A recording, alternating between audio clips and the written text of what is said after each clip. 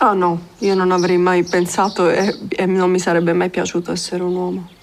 Perché la vita di un uomo è una vita facile. Troppo. E le vite facili ti portano alla noia.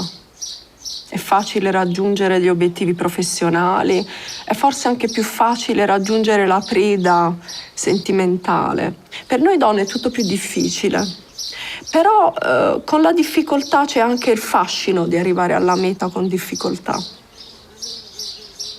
E quindi preferisco senza dubbio essere donna.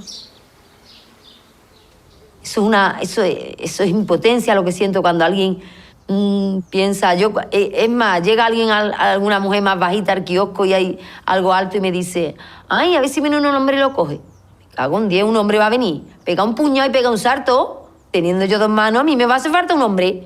Cago en el escopetín. Me da mucho coraje, me da mucha rabia. Esa es mi... No me gusta que las mujeres... No quiero, no me siento bien cuando intentan discriminarme por ser mujer.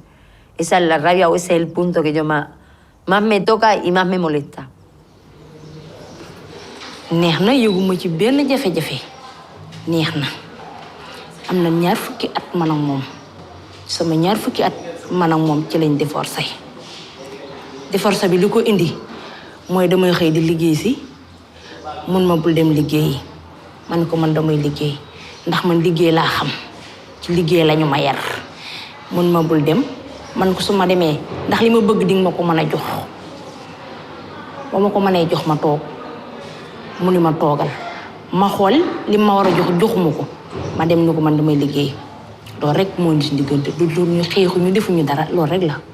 أنا يعني بصراحة ما أخذت جوزي يعني الحب هو ابن عمي ما فكرت بالحب أنا كثير يعني هي صارت عادات وتقاليد مو أكثر لهيك خليته في سوريا وهربت لو بحبه كان شفته man sama jëkkër pap bu may njëkk a tëddee boobu maa ngi am entre 11 ans 12 ans yooyu rek boobu daa bàyyi tam ba sama yaay daal di dem tukki mu woo ma mu ne ma Kaja kaay nettoyel ma télé bi ci néeg bi ma dugg di nettoyer dina ci la ma jàppee taf sama gémmiñ tëddal ma ci lal bi. For me, it was tough because I used to have the worst abuse. I would have a gun put to my head and get told to go on my knees and beg for my life. And I would do it just, my kids used to be watching. Or I get put out of the house, I get kicked out of the house and have to sleep outside on the steps. And if I moved from there, I would get a hiding the next day. It was tough because I thought it was me. I was the one that was doing something wrong in our marriage. And one day, I went to work and I was sitting in my office and I thought, I closed my door. I can remember that day very well. I closed my door and I cried. I had just been battered the night before and I thought I needed to move on. And one particular woman came and knocked on my door and she said, can I come inside? And I said, yeah. And she said, I need to talk to you. And we had this conversation about the abused woman. And I said to her, I'm not being abused. And she said, Tanisha, yes, you are. It's all over your face, but people won't see it because I always, like I said, love to smile. And then we spoke about my kids. And, when I started talking about my kids, those were the most important thing of my life. And I thought, if I don't move on out of here, I'm either going to be dead or my kids are going to be dead. So I need to move on. I need to do something. And I went home that day and I said to him, I'm leaving.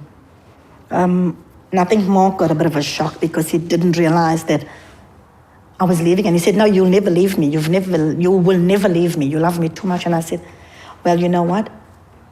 That's what love is about, leaving.